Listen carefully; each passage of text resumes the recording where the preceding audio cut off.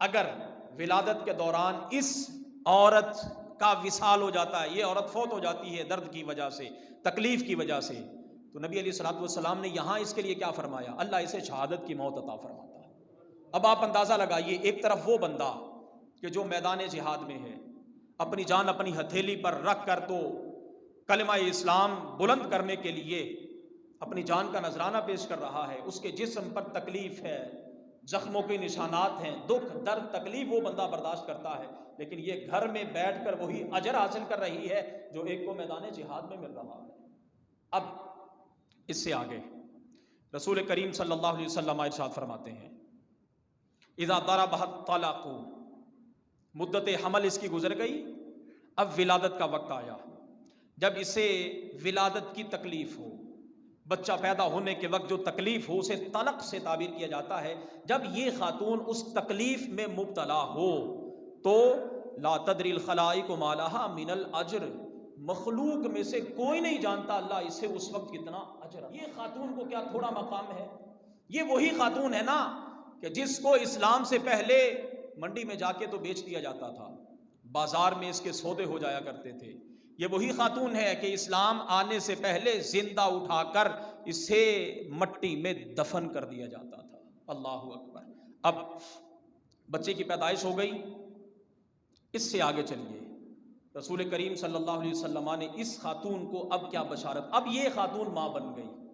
اب یہ خاتون، اس سے پہلے تک یہ مدت حمل گزار رہی تھی، اب جب یہ خاتون ماں بنی اور اس نے اپنے بچے کو دودھ پلانا شروع کر دیا۔ ہمارے ہاں یہ وبا عام ہو گئی، بچے کی ولادت ہوئی اور ماں بچے کو اپنا دودھ پلانا توہین سمجھتی ہے۔ اللہ اکبر۔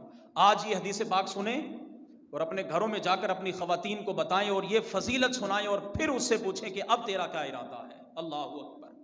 اسلام نے ہمیں قدم قدم پر بے شمار انعامات سے نوازا ہے۔ رسول اللہ صلی اللہ علیہ وسلم ارشاد فرماتے ہیں، مفہوم حدیث اسے نہیں معلوم اسے کتنا اجر۔ اب جب بچے کی ولادت ہوئی، یہ خاتون روٹین کے مطابق اپنے بچے کو دودھ پلا رہی ہے۔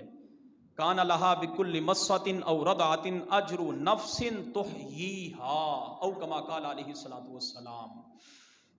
نبی علیہ الصلوۃ والسلام ارشاد فرماتے ہیں، مدت رضاعت کے دوران پہلے دن سے لے کر یہ اپنے بچے کو دودھ پلائے، 1 سال 2 سال 2.5 سال، جتنے سال یہ خاتون اپنے بچے کو دودھ پلائے، نبی علیہ الصلوۃ والسلام ارشاد فرماتے ہیں، اللہ تعالیٰ ایک ایک گھونٹ کے بدلے، کتنا جی بولیے، ایک ایک گھونٹ کے بدلے، بچہ ماں سے ایک گھونٹ دودھ کا پیتا ہے، نبی علیہ الصلوۃ والسلام ارشاد فرماتے ہیں اللہ تعالیٰ اس خاتون کو ایک ایک گھونٹ کے بدلے ایک ایک جان زندہ کرنے کا ثواب عطا فرماتا ہے۔